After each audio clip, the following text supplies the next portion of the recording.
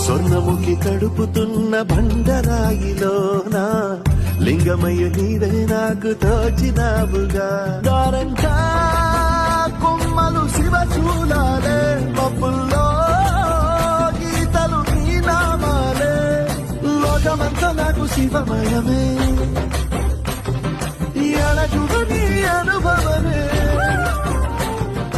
ఓంకారము పలికినవి పిల్లగాలునే, ఎండిన ఈ గుండెలు వెన్నెల చెల్వాయరా.